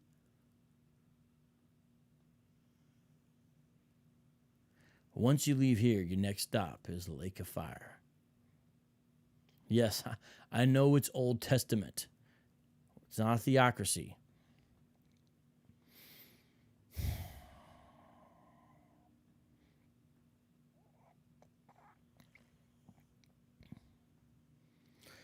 Now it's time to talk about stare. The root of this ministry is bad. Listen, the misogyny at Straitway can be traced back to Dowell's mentor, evangelist Ralph Stare, who was a white guy who is currently in prison, if I'm not mistaken, who, believe it or not, got Craig Mack under his influence at the end of Craig Mack's life. Look it up. It's all true. Who got the brand new flavor in your ear? Brother Stare had built a following by broadcasting his sermons over shortwave radio from South Carolina. He established the Overcomer Ministry, a Pentecostal Christian group based in Walterboro, South Carolina. He broadcast his sermons from the Overcomer Farm, an idealistic, self-sustaining Christian community modeled off the early church described in the book of Acts, where the early Christians shared everything they had and sold their property and possessions and shared the money with those in need. He gained new followers with his prophecy that the new millennium would signal the return of Jesus. He predicted that a 1998 gathering of 1,000 saints, how he referred to his followers, would kick off the Great Tribulation, the 3.5 years of persecution before the rapture. So Dowell's mentor was a false prophet. Jesus did not return in 2000, but Stare's Overcomer community is still active. And the website links to a brochure that explains the Acts style life on the farm. It clearly spells out that anyone who wants to live among the group of 70-something saints on the farm must give all their worldly goods and money to the Lord. We have all come together in preparing for the soon coming of Jesus. The brochure reads, "We do not go anywhere as we need not do so." Dowell was preaching from his dad's living room when he connected with Stare after listening to his shortwave radio broadcast. He became a pastor in the Overcomer ministry, and Stare placed him at the head of a new community in Tennessee. Dowell's Patreon has shared photos of the land's first structures being built in 1998. Dowell reported to Stare, and according to Dowell's deposition from a lawsuit against Stare, sent donations from a Straitway congregation to the Overcomer ministry. Macon County property records of Straitway's compound still include a note, quote, affiliated with Faith Cathedral Fellowship of Walter. Oh, there's another typo. It said Walterboro up here. See that? Walterboro. You see that? Dang it. Stop. Walterboro. But down here, it says Waterboro. You guys catch that? Come on, Sports Illustrated, get together. You're not writing about A-Rod, okay? The incorporated name of Stare's ministry. Broke out like in Straitway to a franchise of Overcomer. The radio broadcast, or how his family got hooked on Stare's bold prophecies in 1996, all the way from Minneapolis in 1999 when Micah was 10. His mom, okay, I'm not going to go through all this part, but this is interesting. Dowell and Stare were connected at the hip. Burkout says they played the Overcomer radio broadcast on the live speaker outside of Straitway all day long, all day, every day to the day I die. Now, this is interesting. Look what they call him now, though. 2006 article on Straitway's website reads that Stare is a false prophet and a liar and a deceiver. Both KGB and another ex-NFL player in Straitway interviewed by Sports Illustrated say they are comfortable with Dowell's history. So, Stare got in a little bit of trouble. Coerced two women, 18 and 20, got 77 days in jail, then got in trouble for assault and battery, fondling two women, criminal sexual conduct, charged with kidnapping, burglary, assault, including one count of third-degree criminal sexual conduct with a minor. Thinks women are subhuman, basically.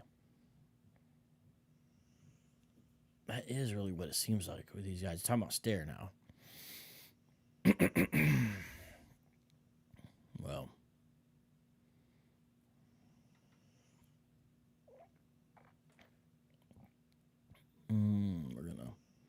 There's so much to look at, right? You guys see how much there is to look at?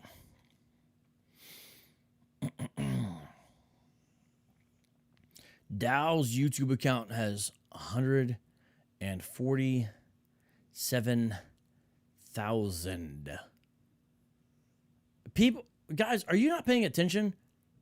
Sports Illustrated is not promoting them.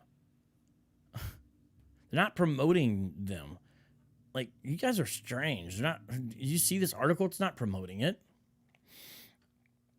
Okay, just you know, butter.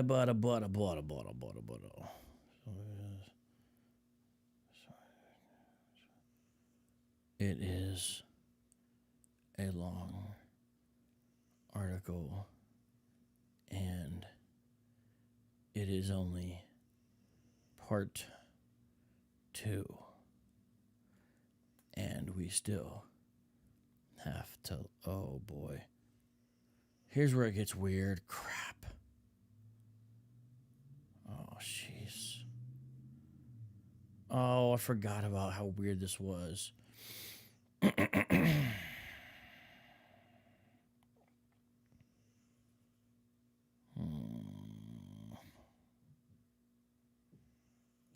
This is tough to read.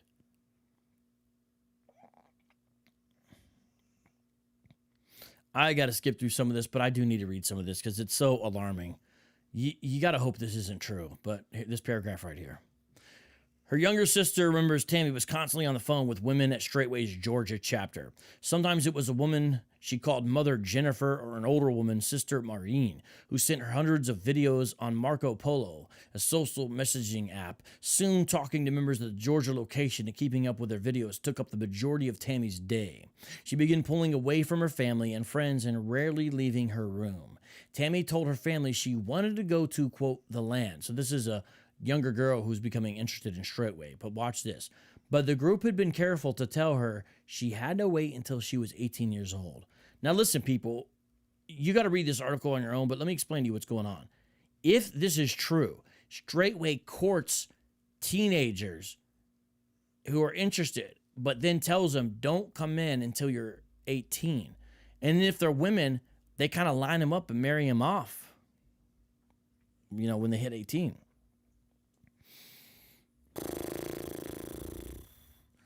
Now watch. You're going to get another story just like that. Are you guys ready for this? Because this is a whole story, right? Listen, look at this. Look at this. Lindsay says the West described a nearly identical situation they had gone through with their daughter Jordan in 2016. The West's complaint.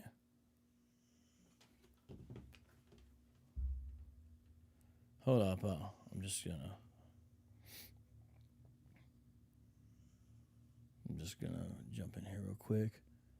Let me, you guys read what's on the screen real quick if you can. If you could do that.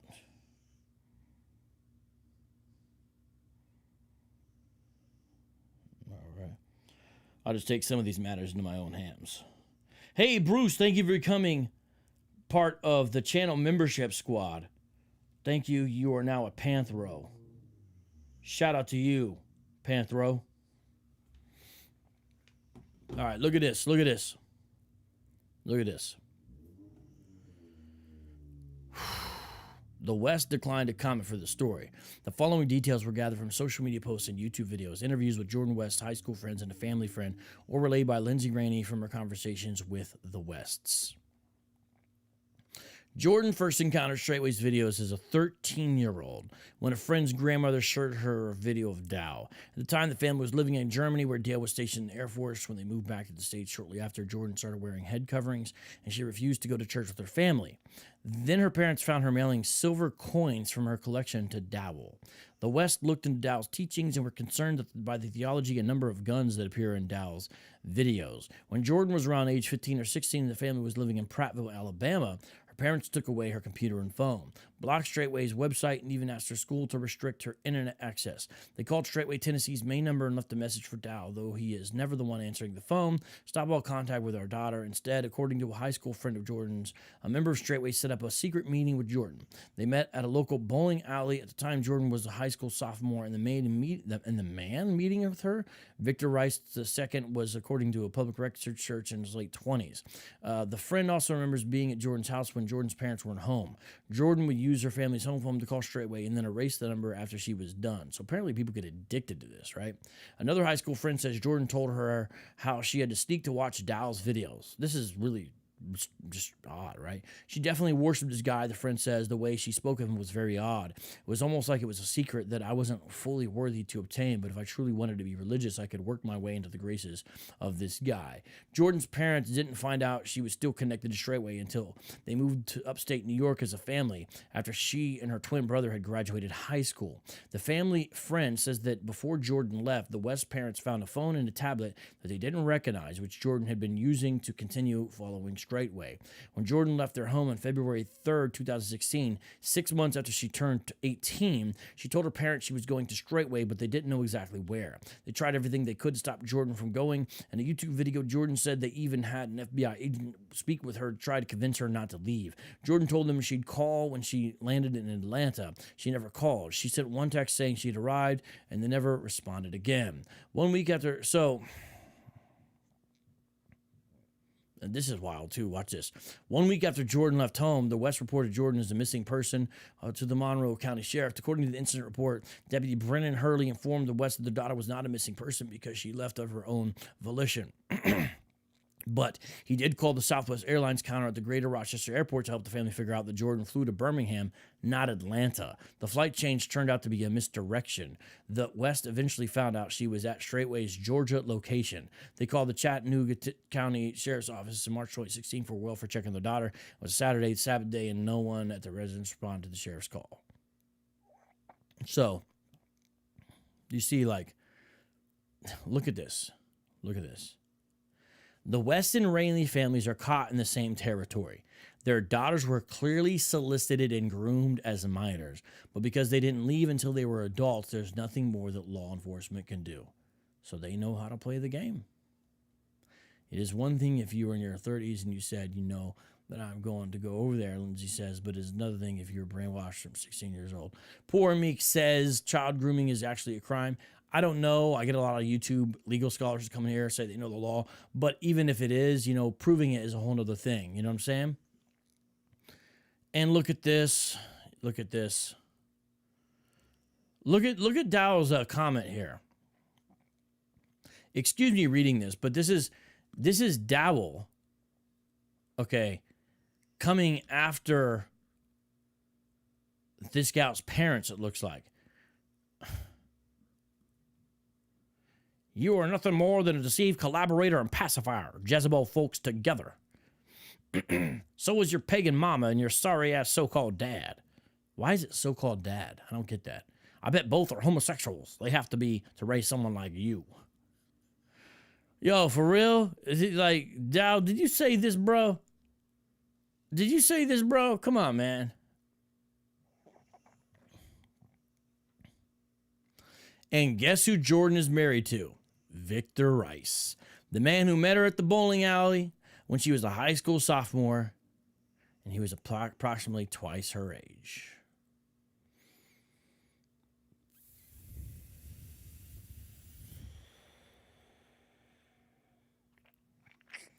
Well, that's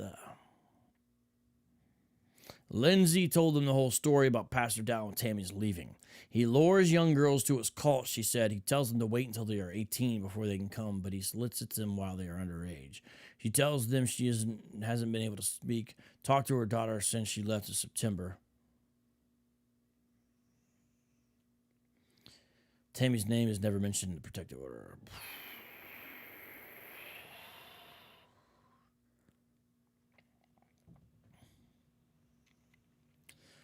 Okay, third chapter.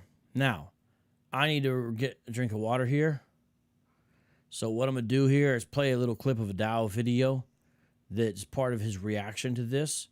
If this show's too long for you guys, I get it. You know what?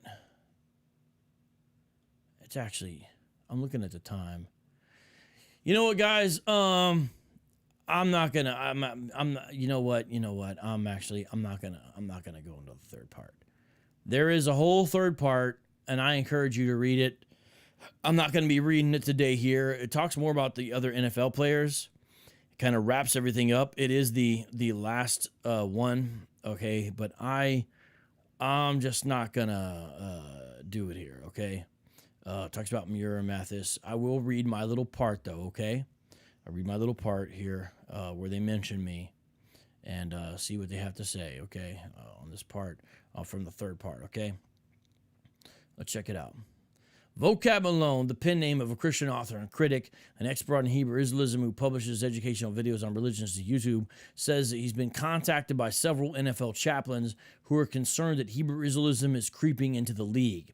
He says the chaplains have asked him how to identify early warning signs and how to talk to a player who's expressing interest in it. One team chaplain said that after a game last season, he was approached on the field by the opponent's chaplain who asked about the influence of Hebrew Israelism in the locker room. So she's relaying a story there, okay?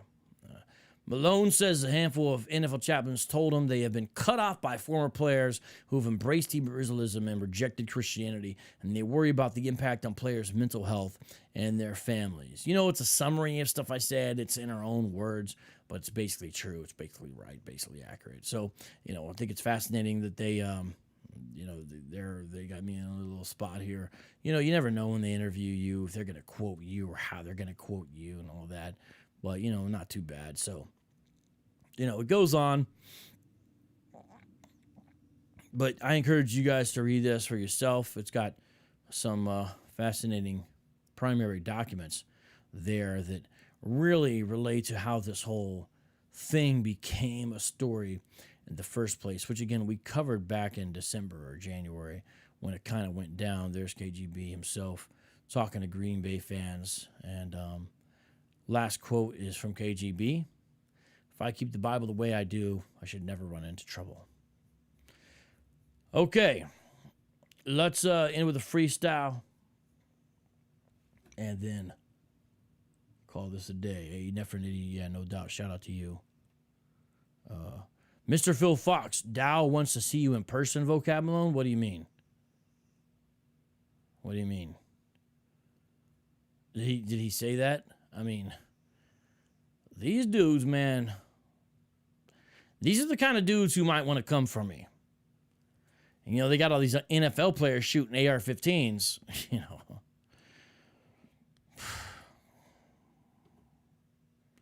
You know? Well, he just said that. Okay. So, Mr. Phil, well, if you guys want to, since we're going to end here, Mr. Phil Fox, can you drop the link in, since we're going to end here, for Dowell's current live stream and what he's talking about and all that over there? Could you drop that, brother? If you could drop that, I'd appreciate that. Man, this is something else right here. Let's flip over and end on a freestyle. Just give me a second here. Gonna end on a freestyle. We're gonna kind of switch it up here.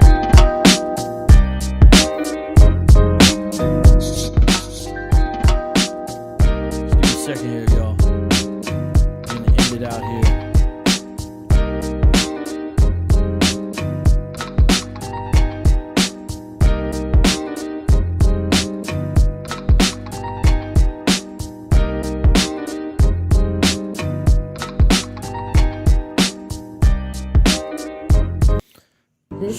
Shout out to Justin Water for the track. Let's try to do this. Thank you, y'all. Show where we make apologetics fun again.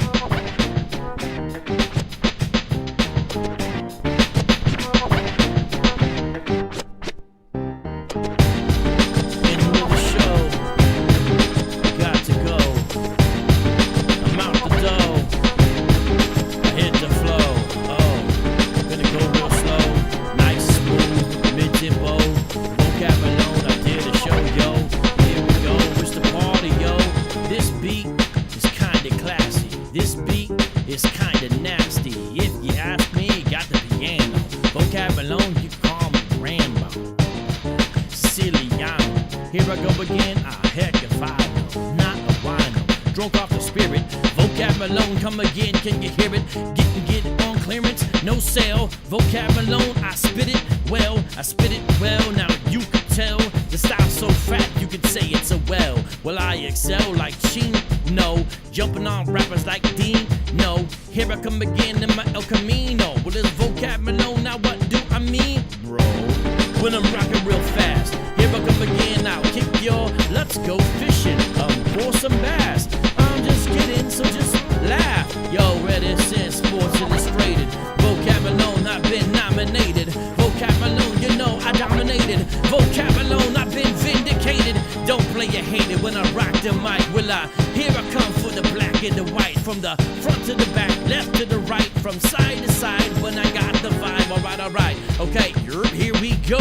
Yes, indeed, with the ill tempo. I said it before a couple of times. Willing Vocab Malone with a couple of rhymes from the top of the mind. You know we shine divine. Here I come again with the grand design. It's design intelligent. Rapping the mic for the hell of it. Not just kidding, for the heaven sent. You know that's who I represent. Jesus the Christ, he will leave you bent. That's for real on the instrument by Justin Martyr. Now I spark the microphone and it's getting darker. Coming for the harder with the arrow. Feeling the beat down to my marrow. Yes indeed, walk straight and narrow. This how we do, we keep it thorough. Keep it thorough, keep it thorough. Yes indeed, to all 5 boroughs in New York City. Shout out to the bitty, ugly or pretty. Not gonna groom ya, we'll consume ya. If I come again, don't call me a boomer. Generation X with the ill mic checks from the 11X, and I got the Windex, index, finger, rapper, not a singer. Here I come now, I got the linger. Funk, yeah, like George Clinton. This is a free, not pretend. It's not bitten when I spit in. Here I come again, we can't be quitting. Call me a cat because a kitten. Ha ha ha ha. Be spitting like a llama. Stay away from drama, mama. Here I go again, period, not a comma. I'm a bomber like a Obama. Eating up the beat like I was Jeffrey Dahmer or Osama. And now I'm bombing. Eating up the beat like I was top ramen. Ha ha ha ha. Scoring again. Vocab Malone, warming again. On the floor again. For more than men. Gonna preach a gospel to the Mormons in. The atheist, I blazing this. Okay, it's over, we got to quit. It's MP3, it ain't no disc. You know we rip, well it's a hit. I got to leave like today. Get the hell out if you're in Straitway.